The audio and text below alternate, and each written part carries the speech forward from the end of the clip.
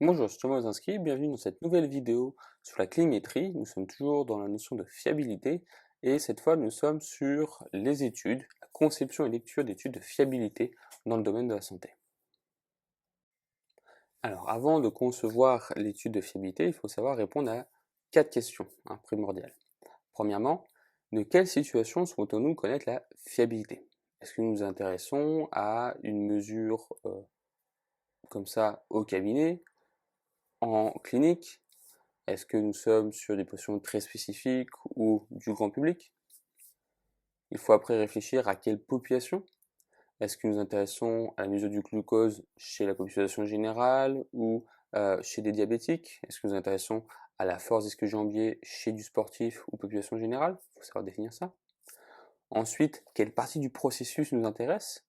Est-ce que nous sommes intéressés à simplement savoir si deux radiologues savent lire les résultats de la même façon, ou est-ce que nous sommes intéressés à ce que deux cliniques ont des procédures différentes et arrivent au même résultat ou pas? On voit soit juste l'interprétation des résultats, soit toute la mesure. Et ensuite, quelle durée entre les mesures? Est-ce qu'on s'intéresse à savoir la variation du poids sur une journée, la taille sur une année, ou ce genre de choses? Donc il faut savoir répondre à ces différentes questions pour déjà concevoir l'étude. Ensuite, il existe des outils pour nous guider dans la conception et dans la présentation des résultats. Ces outils pour la conception et la rédaction d'une étude sont CAREL, l'échelle CAREL pour la qualité des outils de mesure diagnostique et leur fiabilité, et l'échelle GRASS pour les recommandations d'écriture d'études sur la fiabilité et l'accord. Nous allons rentrer dans le détail dans cette vidéo uniquement de l'échelle CAREL, parce que nous intéressons à la validité de la conception d'une étude et non à comment elle est décrite. Si vous souhaitez vous intéresser principalement à la qualité de la description des études de fiabilité, allez approfondir les recommandations GRASS. L'échelle CAREL repose sur l'évaluation de 11 points différents qui sont répartis en 6 grands thèmes. Le premier grand thème, c'est l'échantillonnage, puis la notion d'aveuglement, qui est un gros point comme dans beaucoup d'études cliniques, puis les biais d'attrition, la temporalité, l'interprétation et les statistiques. Nous allons rentrer dans le détail de ces différents points, de ces grands domaines, pour mieux comprendre comment évaluer et bien concevoir une étude de fiabilité de mesure. Premier élément, l'échantillonnage. Il y a deux éléments importants d'échantillonnage, les sujets et les juges. Première question, est-ce que le test a été évalué sur un échantillon de sujets représentatifs de ceux à qui l'auteur voulait appliquer les résultats? Si je veux savoir la force des fléchisseurs plantaires de cheville chez des basketteurs, est-ce que les études que je retrouve, ou moi si je conçois une étude, est-ce que je prends bien une population uniquement de basketteurs, différent de basketteurs professionnels, basketteurs de loisirs ou personnes qui jouent au basket une fois de temps en temps, ou parce que dans son cursus scolaire, il faut qu'elle fasse 3 mois de basket. Ensuite, les juges. Est-ce que les juges sont bien des personnes représentatives de ceux à qui doit faire l'évaluation et dont je dois interpréter les résultats? Est-ce que les personnes sont des personnes qui sont à l'hôpital, en pratique clinique? Est-ce qu'elles ont été tirées bien de façon aléatoire? Pareil pour les sujets. Est-ce qu'on a pris au hasard? Est-ce que c'est une liste consécutive? Ça, c'est autant de biais potentiels. Ensuite, on a aussi la question des perdus de vue. Existe-t-il des perdus de vue? Est-ce que nous sommes bien au clair sur la question, l'interprétation des données et ne pas avoir perdu des choses?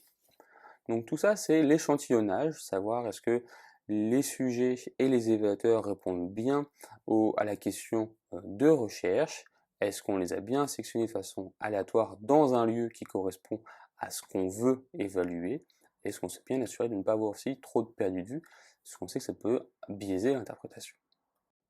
Ensuite vient le problème de l'aveuglement. L'aveuglement, il y a 5 éléments distincts. Premièrement, est-ce que les évaluateurs sont bien aveugles des résultats des autres? Si mon évaluateur A connaît les résultats de l'évaluateur B, potentiellement, il va avoir un biais en disant zut, l'autre n'a pas trouvé pareil, il faut que je modifie, je fais une erreur. Ensuite, si l'évaluateur évalue lui-même plusieurs fois les personnes, est-ce qu'il est bien aveugle de ce qu'il avait déjà fait? Donc on vérifie bien qu'il ne puisse pas garder en mémoire ces choses-là, qu'il n'y ait pas de conversation avec d'autres qui puissent faire les choses. Aussi, est-ce que l'évaluateur est bien aveugle des normes? Par exemple, si vous voulez mesurer une mobilité de l'axité du genou, on reprend ça qu'on a déjà utilisé dans d'autres parties du cours, je veux faire un test de tiroir du genou, il faut bien que la personne soit aveugle et qu'elle ne sache pas quelle est la réponse attendue, parce que sinon ça va potentiellement biaiser, bah, zut, je trouve quelque chose qui n'est pas cohérent, et elle va ça va pouvoir corrompre son jugement. Ensuite, est-ce que l'évaluateur est bien aveugle de d'autres informations? Si on reprend la laxité du genou, si vous faites la mesure de fiabilité du test de tiroir antérieur sur les personnes qui ont été opérées du genou et que les évaluateurs peuvent voir la présence ou l'absence de cicatrices sur le genou de la personne, ça va potentiellement donner de l'information et ça va corrompre, ça risque du moins de corrompre l'évaluation faite par le juge.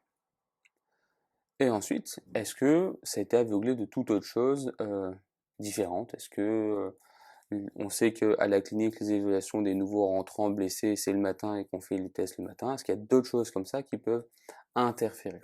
Donc on essaie de voir à ce que les juges ne puissent pas s'influencer entre eux, s'influencer eux-mêmes et être influencés par les éléments autour.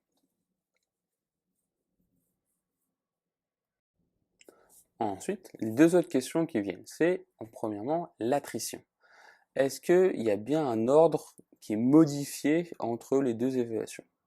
Si c'est systématiquement le juge A qui fait l'évaluation en premier, puis le juge B, il y a un risque sur certaines mesures que ça induise un biais.